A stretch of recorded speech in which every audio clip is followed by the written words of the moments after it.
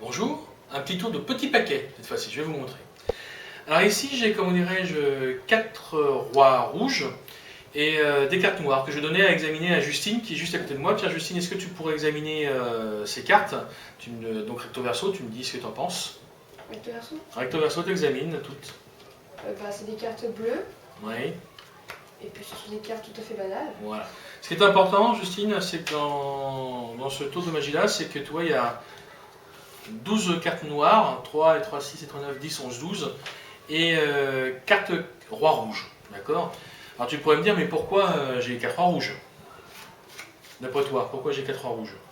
Parce que je sais pas. C'est pour qu'on les voit mieux par rapport aux 4 noirs, juste ça. Donc ici, ce que je vais faire, c'est que je vais prendre 3 cartes noires systématiquement, et tu vois, je vais faire des piles, comme ça.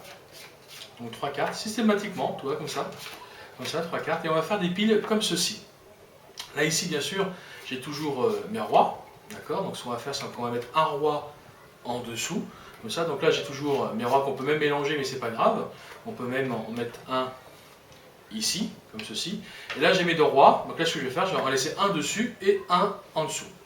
Donc là, je vais bien tasser. Donc là, on va bien mettre tous les rois bien en dessous. Et tu vas me dire, bah oui, mais alors là, ici, le roi, c'est le seul qui est au-dessus. Alors, c'est pas un problème, hein. Voilà, on va régler le problème tout de suite. On va mettre le roi en dessous, comme les autres. Voilà.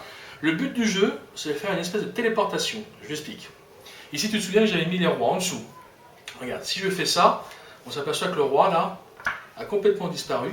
Et si lui a disparu, on s'aperçoit qu'il a complètement été téléporté, je dirais même. On va regarder si par hasard il est venu ici. Donc là, j'ai un roi, d'accord, 2 cartes, 2 rois rouges. Effectivement, on continue. Ici, donc tu te souviens qu'en dessous, j'avais toujours un roi rouge, et là on s'aperçoit que également sur ce tas-là, il n'y a plus de roi rouge non plus. On va regarder. Ici, en théorie, je dois avoir 3 rois rouges et une carte bidon. On va regarder. Et effectivement, c'est le cas. Je rentre. Ici, ça doit être pareil en théorie.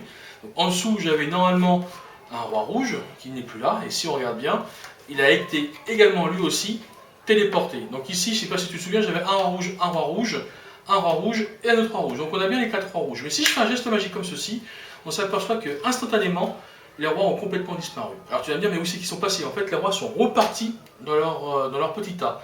Par contre, si je les reprends, comme ça, de façon magique, bien évidemment, on s'aperçoit qu'effectivement, on peut peut-être, comme ceci, récupérer un roi.